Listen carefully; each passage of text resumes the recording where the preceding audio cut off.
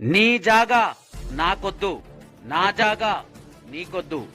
ఇరు వర్గాల మధ్య భూమి పంచాయతీ. కాంసన్పల్లి భూభాగోతంలో ఎన్ఆర్ఐ కన్నీటి పర్యంతమైన వేళ సమస్య పరిష్కారం అయ్యేదెప్పుడు, గత సుఖాంతానికి చేరేదెన్నడు. ఏలూరోడొచ్చి కొత్త ఊర్లో ఏం చేయలేడు, అలాంటిది ఎల్లలు దాటొచ్చినోడికి అంత సీన్ ఉంటుందా అని అనుకున్నాడు ఇక్కడి రియల్ రారాజు. కానీ పక్కూరోళ్లే అండగా నిలిచిన వేళ పంతం నెగ్గకపోవడంతో పట్టు వదలని విక్రమార్కుడిలా ఎన్ఆర్ఐ కొనుగోలు చేసిన భూమిలోకి ఎంట్రీ ఇచ్చిన సదరు రారాజు బ్యాక్ డ్రాప్ లో అన్ని తానై వేస్తున్న ఎత్తుగడలతో అక్కడ చోటు చేసుకుంటున్న పరిణామాలు బాధిత కుటుంబాన్ని ఉక్కిరి బిక్కిరి చేస్తూ తమ భూమి తమకు దక్కుతుందో లేదో నన్న ఆందోళనలోకి వారిని నెట్టేసిన ఘటన రంగారెడ్డి జిల్లా ఫరూక్ నగర్ మండలం కాంసన్పల్లి గ్రామ శివారులోని 81 సర్వే నెంబర్లో చోటు చేసుకుంది.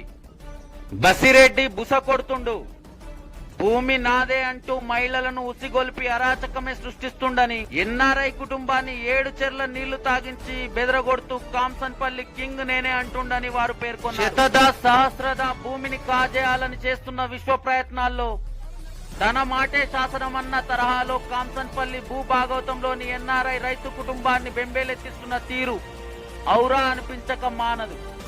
రంగారెడ్డి జిల్లా ఫరూక్ నగర్ మండలం కాంసన్పల్లి గ్రామ పంచాయతీ పరిధిలోని 81 సర్వే నెంబర్లో ఎన్ఆర్ఐ విజయలక్ష్మి వైఫ్ ఆఫ్ రవిశంకర్లకు సంబంధించిన 6 ఎకరాల 9 గుంటల భూమిని ఎలాగైనా కబ్జా చేయాలని డిసైడ్ అయిన నరేంద్రుడు 3 దిక్కులు 3 వెంచర్ల సమీపంలోని ఎన్ఆర్ఐ భూమిని కబ్జా చేసి ప్లాట్లుగా మలిచి పడరాని పాట్లు పడేలా చేస్తున్నాడని కోర్టు ఇంజెక్షన్ ఆర్డర్ తో తమ భూమిని తాము చదును చేసుకునే క్రమంలో గ్రామంలోని బడుగు బలహీన వర్గాలను ఉసిగొలిపి డోంట్ కేర్ నెవర్ మైండ్ అంటూ ఎన్ఆర్ఐ కుటుంబాన్ని నానా అవస్థలు పెడుతున్నాడని తెలిపారు.